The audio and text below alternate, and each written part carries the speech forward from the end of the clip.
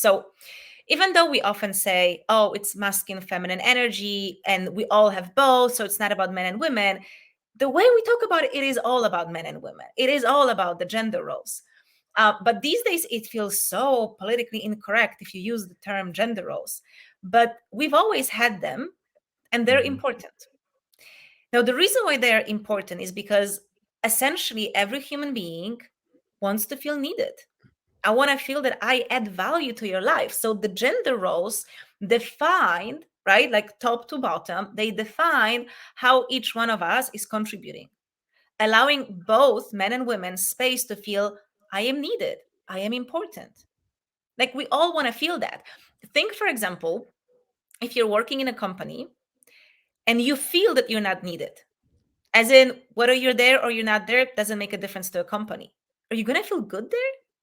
No.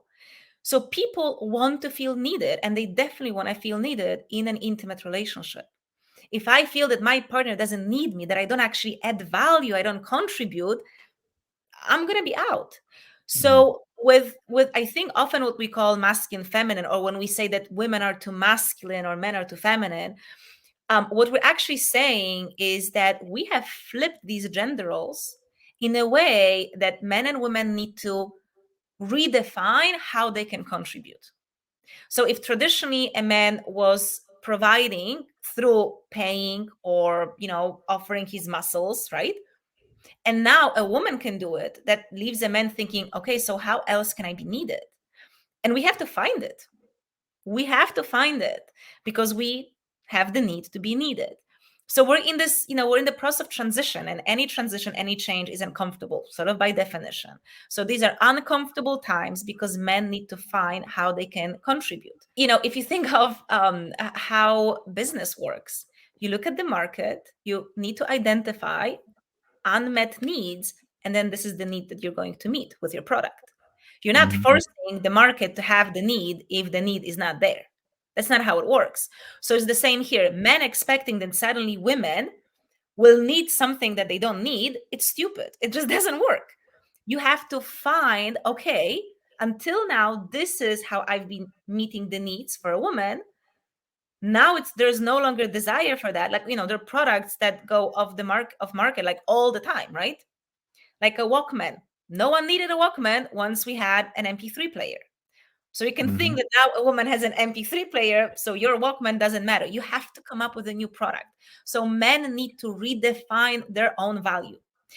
And I do understand it can be very frustrating because it's change. But at the same time, if I hear a man say that he feels not needed and not important because of these things, then I'm asking, you telling me that your only value is in lifting heavy things and paying money? Is that really how little you think of yourself? Because I can think of more ways how you can contribute. Yeah. Right. So that's, for me, this is one of the conversations. Now, secondly, what we say masculine, feminine. So actually, if we go deeper into tantric teachings, what we consider feminine is not actually feminine. And what we consider masculine is actually feminine. So we have this idea that the masculine is the one who's active, ambitious, who leads a woman, etc., right? And a woman is the one who surrenders. That's not actually true. Feminine is energy. All movement is energy. All movement is feminine. Masculine is stillness. It's the pillar. So setting goals and going for those goals, that's movement. That's movement. That is feminine. That is energy. Masculine is when you meditate. Masculine is when there's chaos in your life and you stay centered. Now, notice that this is not the kind of masculinity that a lot of men embody. If a man gives into cravings, one of those cravings being sex and women, so if a man sleeps around, you're not attractive because you're off your masculine center.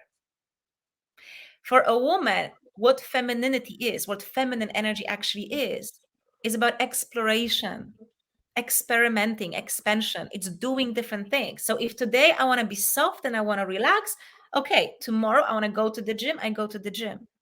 So the movement and the change, the flow, that's feminine. But if you look at Tantra, for example, and it's not just Tantra, we have goddesses. And some of those goddesses are warriors. Think of Mm-hmm. Kali, right? Kali is the angry goddess in a way. We have Durga. They're not soft and surrendered. We have wild goddesses. We have Yeah. domesticated goddesses and wild, because both of that is feminine. This, what we call feminine, is a gender role that women have played for many generations.